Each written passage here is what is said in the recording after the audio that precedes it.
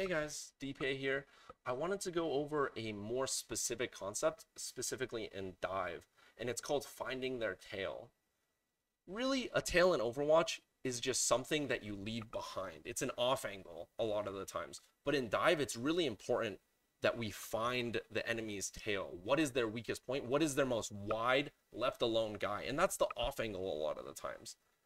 Overwatch is a mix of a first-person shooter and a MOBA. It's this beautiful game. Hitscan players, every hitscan player, everyone who wants to shoot something has to find their angle on it, right? They have to find their LOS. And in this case, Ashe is going to be the tail on Houston's team.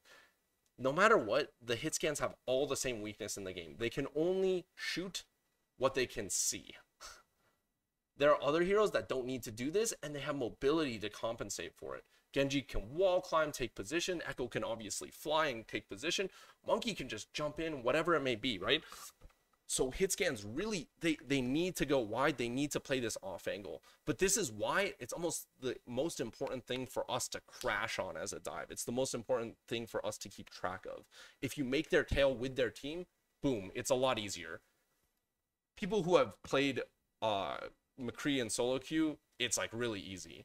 But I'm telling you, in pro play, it is really, really hard. No one likes playing it. Everyone's like, I can't do anything. And let's talk about how we can make them feel that way. I want to bring up this example right now with Kevster, right? So right now we don't have a tail for DPS. Our only tail is our supports. You know, in Dive vs. Dive, every single time they're gonna want to go for supports. Here, normally we have Tracer, but they're hero bans, like I mentioned. So we have a tailless comp. What we can do is really find this Ashe and make sure that she's in our LOS and make sure that we can collapse on her. Make sure that she doesn't get value. Lily push first. So this is Kevster playing Genji. This Ashe is going wide. Mercy for this. Ashe mercy for this. I can push you. Here, we know every single time the Ashe is going to be here, right? She can't move around. She can't go up. She can go up here, but if she does that, she's inting.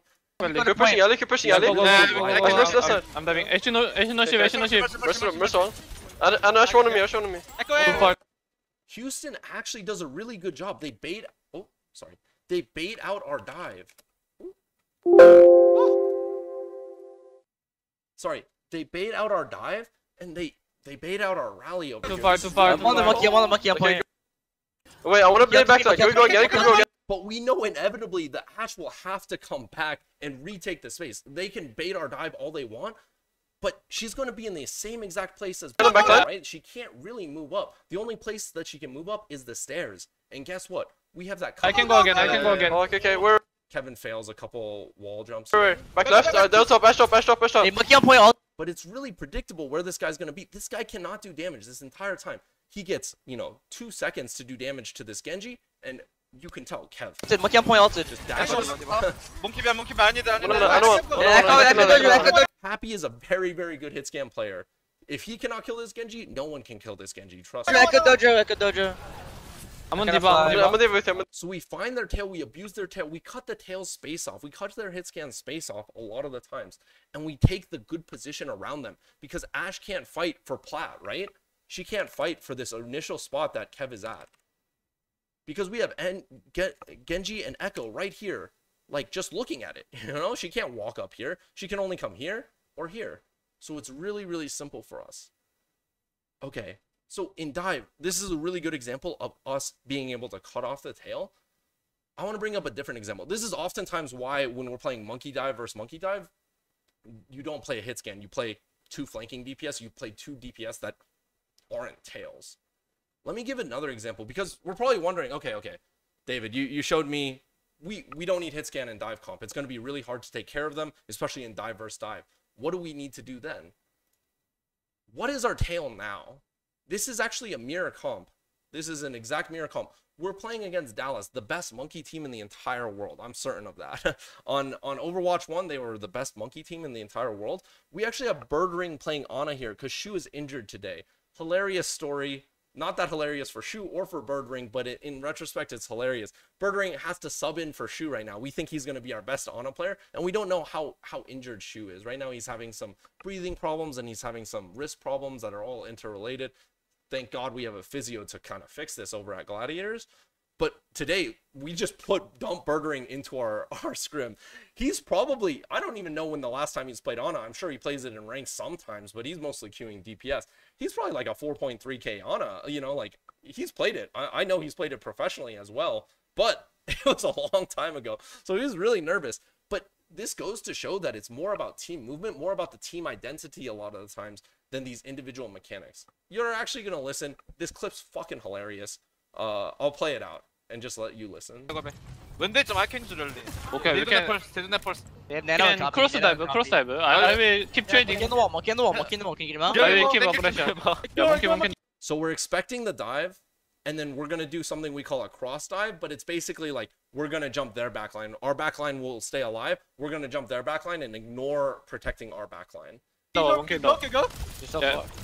Can you keep pushing it? Yeah, three. Yeah, pushing the monkey. Okay, come on. 땡겨. 앞으로. We're not. I can't go again. 앞으로. I can bomb back. I can. You hear Skewed saying Aprio. This is something that we've taught our team. With monkey versus monkey comms, when we're getting dove and we got rally, we tell our team backline, just push forward. You're going to be more isolated in the back. So this way, we are eliminating our tail every single time. We're trying to eliminate our tail. We want to just be grouped up, especially with a rally. This is what we want to do. So he has double monkey flying at him. For those who have played Ana or any support, and there's double monkey copy going at you, 2 primals, this is what it fucking looks like, and it's awful. But this is what happens when you move in as the tail. I can bomb back line. Just go, just low. I'm Just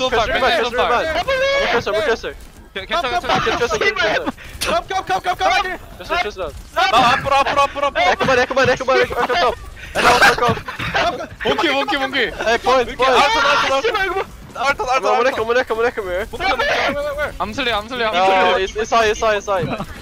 Even one. Hey, don't go too far. Okay. Can you go back up top? No. Point. Down. Go break. Monkey. Birdring missed almost every sleep, missed half of his self-nades on himself, and he's still alive because 1, Skewed's a god, but 2, we had this team plan of moving forward past their dive. Again, you don't always need to do this. Just to be really clear, what Houston did in the first clip where they disengaged our dive, that was a good thing. You can bait dives, but we have taught our team when we can, try not to be the tail. And this is exactly what Birdring does. This is his first day, his first scrim on Ana, just filling in for Shu, let me tell you. And he's got to go against Fearless and the gang over here on Dallas's side. And he's doing a great job because he understands as a hit scan what it feels like. On Ana, it's actually easier to peel himself, believe it or not, because he has nade, he has sleep, and his Brig is looking at him 100% of the time. Brig only has 1 tail to look at now, too. If he was playing hit scan, if he was Kree right now, and this was Shu instead, man, it would be really hard for Skewed to keep track of both Kree and Ana. But here, Skewed's just going to toss packs and run at his Ana with Rally. If you were a hitscan player, you'd be dead 1,000%. I'm almost certain.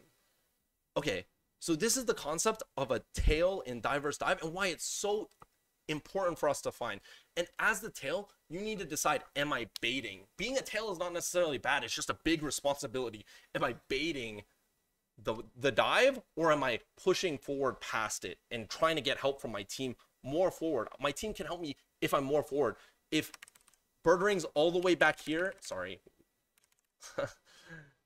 It was so long he was getting juggled. But if he's all the way back on A point getting juggled over here, is he going to get more help on this side with his Brig just protecting him? Or is he going to get more help by pushing into our team and maybe even getting a purple onto their backline if we push into them, right? These are the questions we need to be asking ourselves if we are the tail. Okay. Tails are basically off angle. So I don't want you guys to start thinking every time I'm the tail, I need to be afraid. If you're playing Orisa versus Orisa, double sniper versus double sniper, you need to take the off angle. You want to take the off angle. And in fact, you should be, because who's going to punish you on these tails? They don't have a monkey diving you. They don't have a ball diving you. They don't have a tracer and echo. They don't have this full comp diving you, right? Especially if it's Orisa versus Orisa, or hell, even Rhine versus Rhine. So as a tail, you just need to be aware of your responsibility. This is mostly for hitscan players, but this also applies to supports. You could imagine as Baptiste, you don't want to get left behind. If someone's diving you, you do not want to get left behind your team. You will actually want to push forward with your Rhine if you're getting dove. Yeah. Just to like be really clear again, all this is just Surefour's an unkillable tail right now in our King's Row Great Bamboozle. All he is an unkillable tail. He's actually an unknown tail. Oftentimes you don't see Rhine with Widow, and for good reason, is because Rhine wants to push forward with his Lucio. He wants to go all the way in, but Widow wants to stay back and see everything, right? Only on some specific maps can you do this, some specific set plays. Junkertown comes to mind, this map comes to mind. If you want to play Rhine with Widow, you have to make creative plays happen. Widow goes unpunished here because she literally can just AFK and spawn. Even if London knew about this, this would be really hard for them to deal with because they can't pressure them out. If there was no top spawn, if he had no sightlines, you know what it would be? It would be a bad tail. It would be a bad tail. They would just come and kill Surefour 5v1, 6v1 over here while our team was rotating behind them, right? So being a tail is an important part of Overwatch, and it applies to a lot of different contexts. But again, try to think about it in terms of dive versus dive for simplicity's sake, but it really applies to a lot of situations. I hope you guys like this shorter video. I know that I tend to be very verbose, but I want to explain concepts really deeply. This is one really important concept in dive versus dive, but hopefully I'll be able to make short videos on smaller concepts, one topic at a time, and be able to help you guys out a bit more. Thank you guys for watching. Have a great rest of your day.